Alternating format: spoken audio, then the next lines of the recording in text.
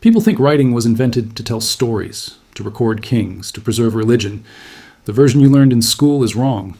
The first writing in human history was an invoice. It was a receipt for grain. It was a ledger entry tracking sheep delivered to a temple in southern Iraq 5,000 years ago.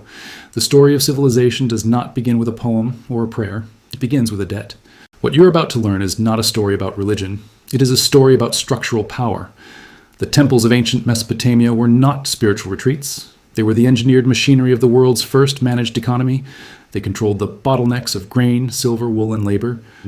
They set interest rates, fixed commodity prices, issued loans, and employed hundreds of thousands of workers on standardized wage rations. The priests were not gatekeepers of the divine alone. They were gatekeepers of credit. They built an institutional infrastructure so sophisticated it took Western civilization 3,000 years to approximate it, and another 200 years to forget the lessons it learned the hard way. Welcome to Noob Historian. Behind every headline in your history book, there's a ledger they kept hidden. We open it. Right now, 60-plus developing nations are locked in a sovereign debt crisis. The International Monetary Fund is debating whether to cancel portions of their debt. Economists like Steve Keen are arguing for a modern debt jubilee. Central banks are expanding their balance sheets to levels unimaginable 20 years ago. Every one of these debates has a documented precedent.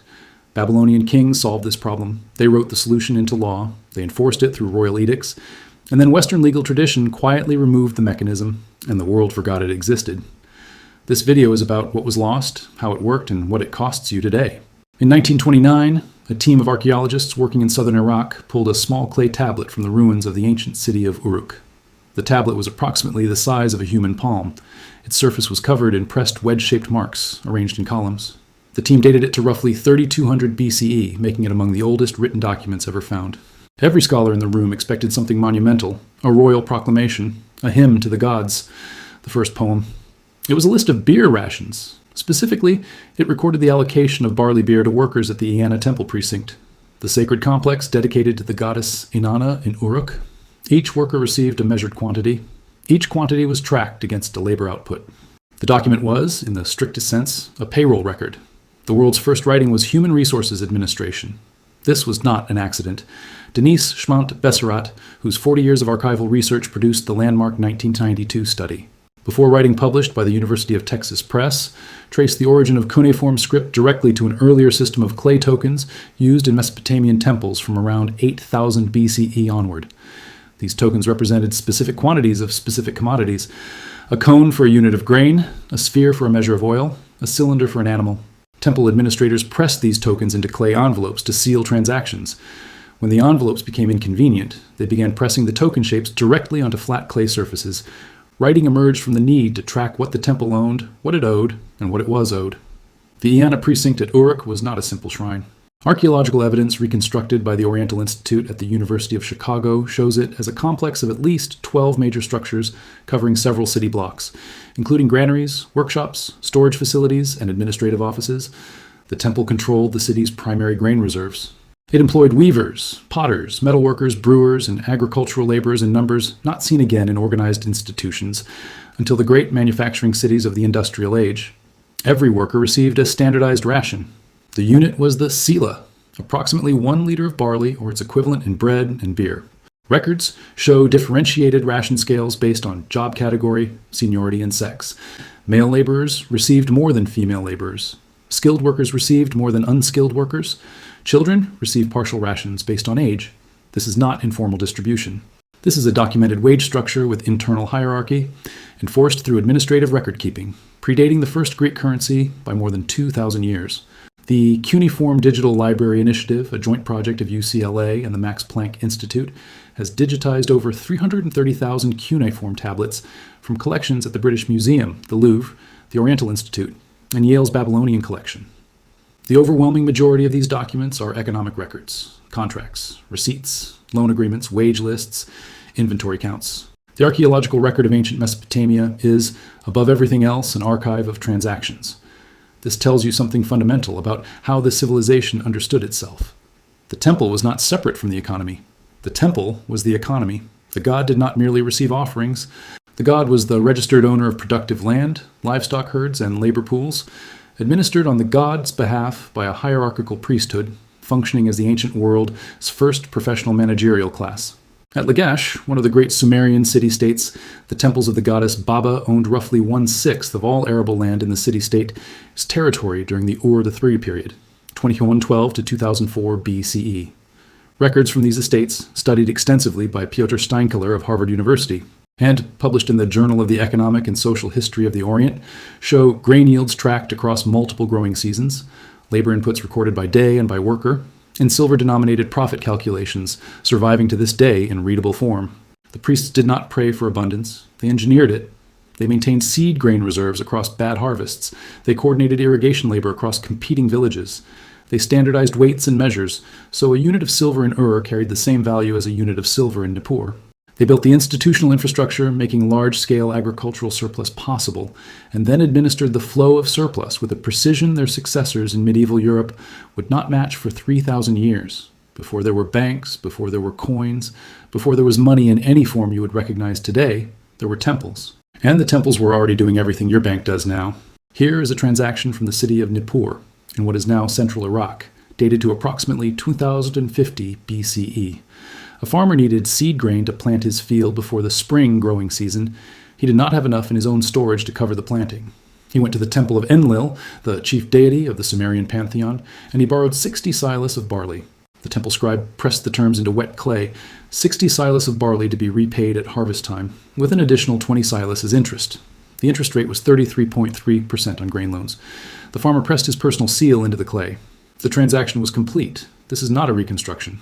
This is a documented loan contract from the Ur III period, preserved in the Oriental Institute's collection. Thousands of identical contracts survive from the same era. The terms, the interest rates, the enforcement mechanisms, all of it readable in the tablets. The shibshum, the standard interest rate on silver loans in ancient Babylonia, was fixed at 20% per annum.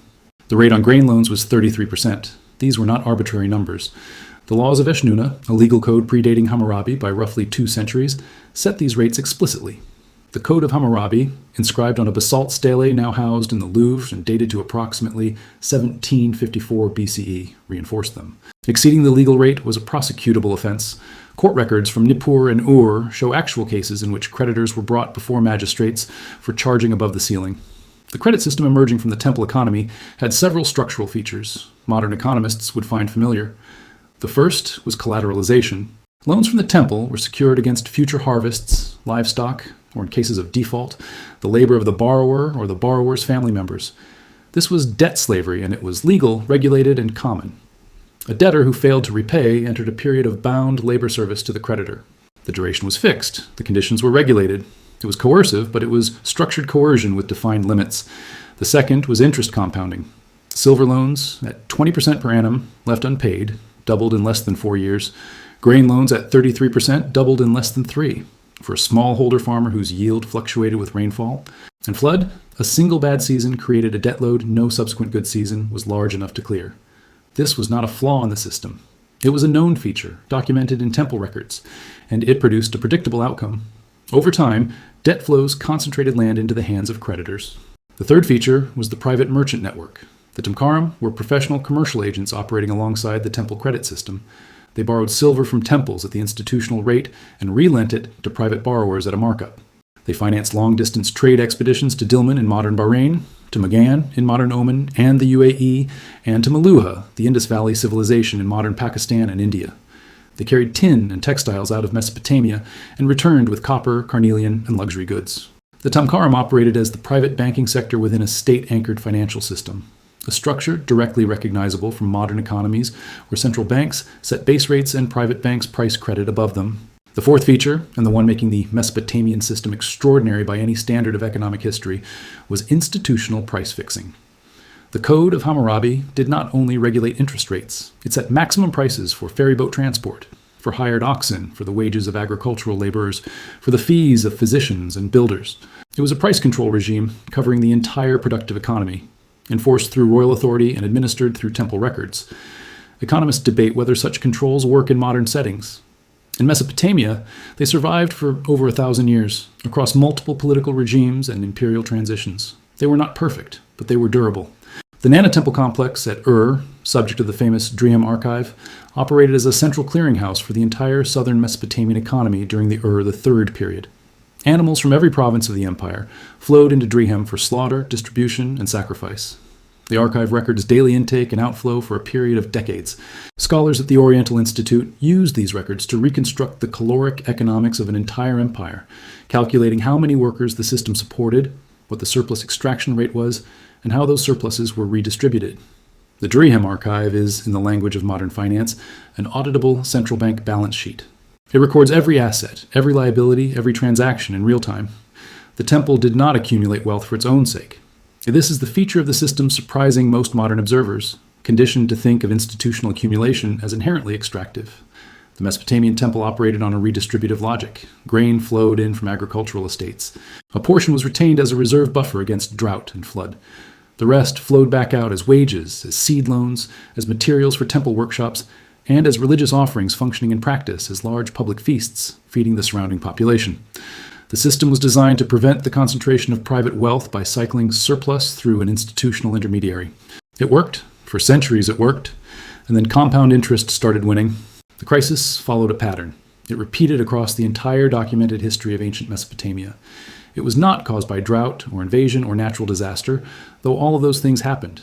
The crisis was mathematical. It was engineered into the credit system by the nature of compound interest itself, and the Babylonians understood this with a clarity Western economics did not recover until the 20th century. Here is how it worked. A smallholder farmer in the city of Larsa around 1800 BCE owned a plot of land sufficient to feed his family and produce a modest surplus for market. In a bad year, when the Euphrates flood came late or the harvest fell short, he borrowed seed grain from the temple or from a Tamkaram merchant. The loan carried interest. If the following year was good, he repaid. If it was bad again, the interest accumulated. After 2 consecutive poor harvests, his debt exceeded a single year's total production. He pledged his land as additional collateral. After 3 bad years, the creditor held a lien on the land itself.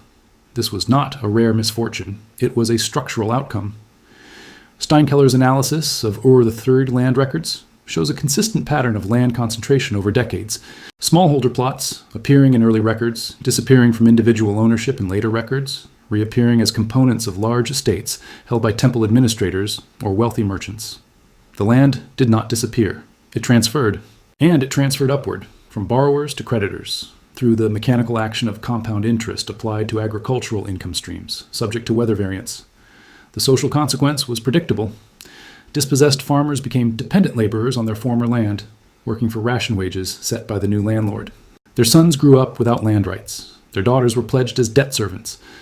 The agricultural labor base of the city-state was progressively converted from free smallholders who had a stake in their output and the motivation to maintain their land into a dependent laboring class whose productivity was lower and whose political loyalty was fragile. Temples watched this process in real time through their administrative records. The same institutions running the credit system were recording its downstream effects in labor rosters and land surveys. This is the defining characteristic of the Mesopotamian administrative state. It generated data about its own functioning with enough precision to diagnose its failures. By the Old Babylonian period, roughly 2000 to 1600 BCE, the debt accumulation problem had become a recognized threat to state stability. This was not an ideological conclusion. It was an empirical one, drawn from observable patterns in land records, labor records, and tax receipts. When free smallholders lost their land and became dependent laborers, agricultural output fell. When agricultural output fell, temple revenues fell. When temple revenues fell, the state's capacity to maintain irrigation infrastructure, fund military campaigns, and feed urban populations contracted. Debt concentration did not harm debtors alone. It undermined the institutional foundations of the entire political economy. The mathematics of this destruction are documented. A creditor holding agricultural land generates passive income from tenant labor. The income accumulates in the creditor's accounts and re-enters the credit market as new loans at interest. The productive economy, as debt load grows at the interest rate, while the productive economy itself grows at the agricultural yield rate. In Mesopotamia, agricultural yields were constrained by irrigation technology and weather. The interest rate, at 20 to 33%, consistently exceeded the growth rate of the agricultural surplus. The debt load grew faster than the economy's capacity to service it. This is not a uniquely Babylonian problem. It is the same dynamic described in Thomas Piketty's 2013 Capital in the 21st Century, where the return on capital consistently exceeds the rate of economic growth. It is the same dynamic producing the sovereign debt crises now engulfing 60-plus developing nations whose government debt grows faster than their GDP. The mathematics are identical. The context is different. The outcome is the same. The Babylonians did not write theoretical treatises about this dynamic. They recorded it in administrative tablets, watched it produce recognizable consequences, and built an institutional response to it. The response was the misharum edict, and it is the most sophisticated anti-debt concentration mechanism in the documented history of economic governance. The misharum edict was a royal proclamation. It was not a suggestion. It was not a policy recommendation from an advisory council. It was a direct command from the king, backed by royal authority, and it canceled debts. Specifically, it canceled consumption debts, the grain loans, the silver loans, the personal credit obligations accumulating among the farming and laboring population. It freed debt servants pledged as collateral. It returned land seized for non-payment. The word misharum translates roughly as justice or equity. The andurarum, a related edict with overlapping but distinct provisions, translates as freedom or release. These were not metaphors. They were legal instruments, and they were used by at least 12 named Babylonian kings across a period stretching from the Ur dynasty through the Old Babylonian period, a span of roughly 4 centuries of documented application. The most complete surviving example is the Edict of Amisaduqa, issued by a Babylonian king of that name around 1646 BCE. The edict survives in 3 separate tablet copies, held in collections at the British Museum, Yale's Babylonian Collection, and the National Museum of Iraq.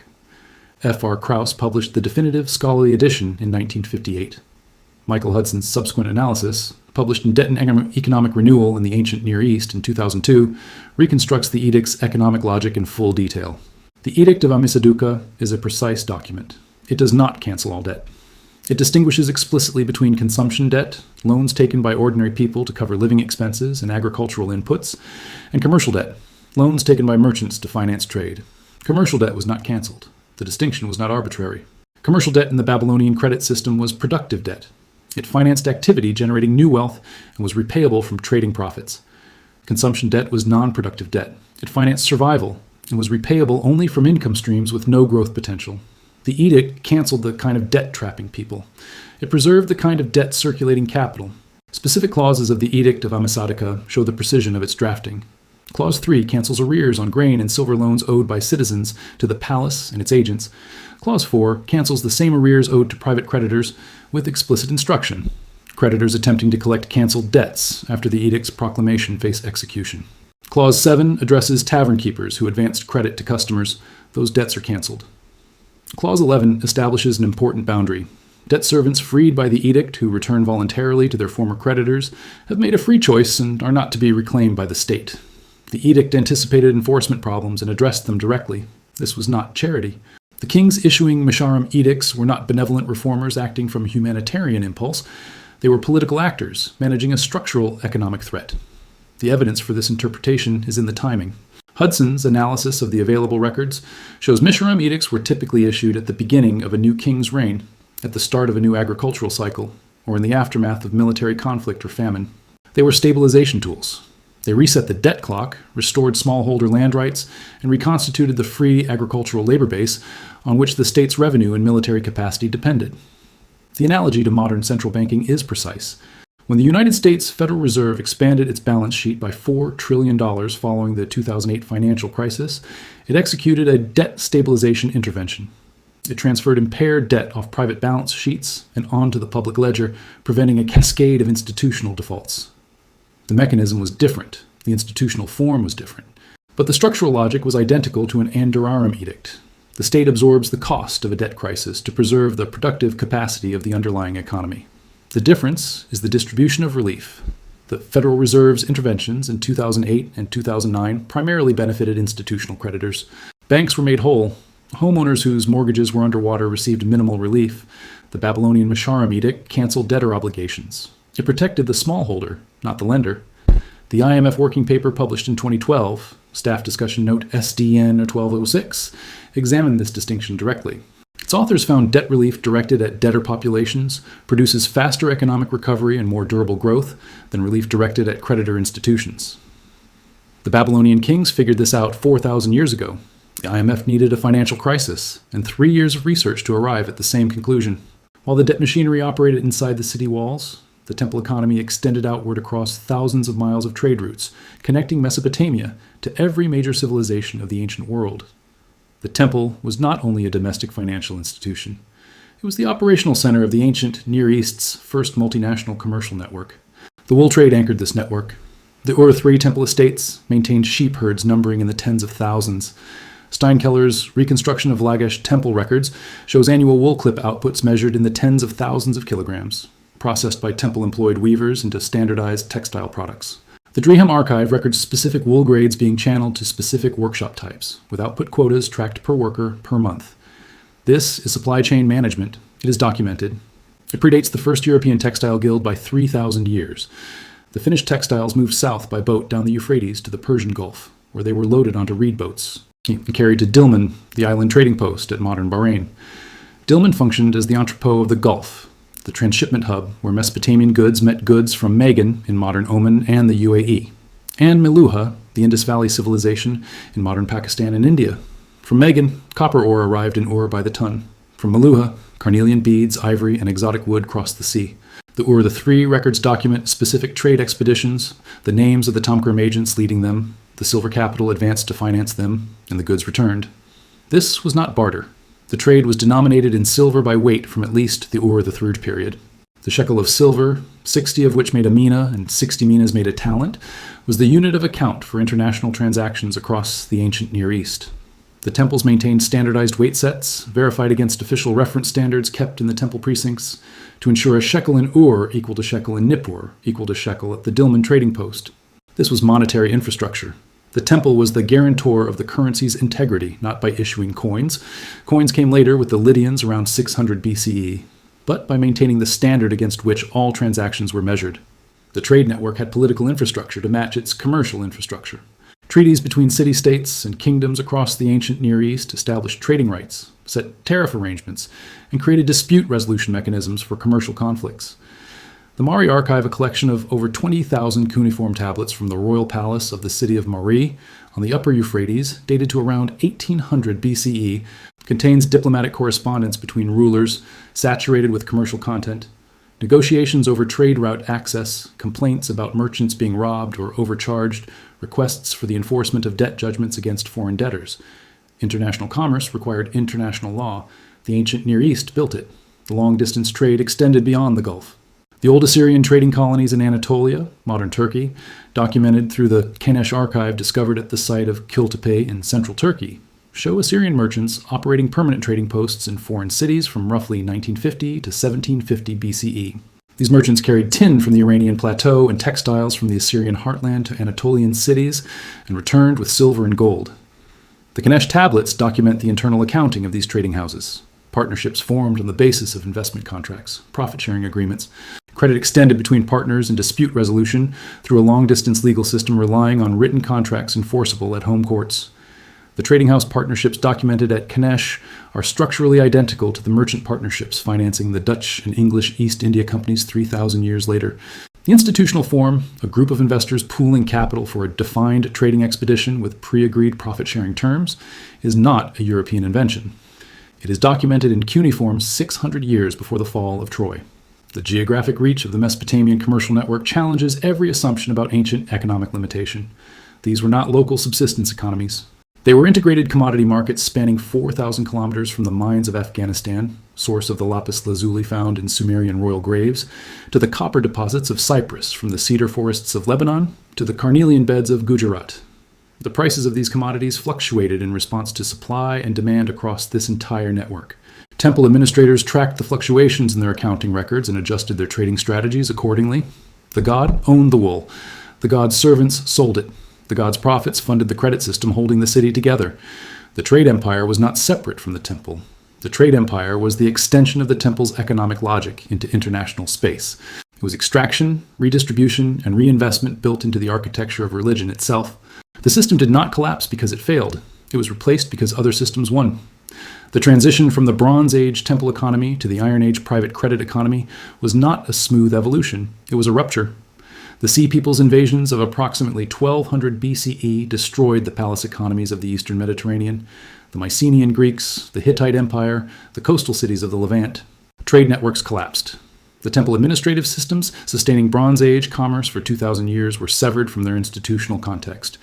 When the ancient world rebuilt itself in the early Iron Age, it rebuilt differently. Greek city-states emerging from the Dark Age, roughly 1100 to 800 BCE, developed private property law as their economic foundation. Land was held by individuals and families, not by temple institutions. Credit was extended by private lenders without the regulatory framework of the Shipsham rate ceiling or the institutional counterweight of the misharum edict. Athenian law under Solon famously abolished debt slavery in the early 6th century BCE, but it did not install a debt cancellation mechanism to replace it. It removed the harshest individual consequence of debt default without addressing the structural dynamic of debt accumulation itself. Roman law, which became the legal inheritance of Western civilization, went further in the direction of creditor protection. The 12 Tables, Rome's foundational legal code from the 5th century BCE, contained provisions allowing creditors to divide a defaulting debtor's assets among themselves as a collection mechanism. The legal philosophy expressed by this provision, that debt obligations represented an absolute claim of the creditor against the person and property of the debtor, with no institutional override mechanism, persisted through Roman law into medieval European commercial law, and from there into the legal systems of every Western nation today. The misharum edict had no successor in Western legal tradition. There was no institutional mechanism in Roman law and medieval canon law and early modern commercial law, or in the legal codes governing the development of European capitalism for a sovereign authority to cancel private debt obligations on grounds of systemic stability.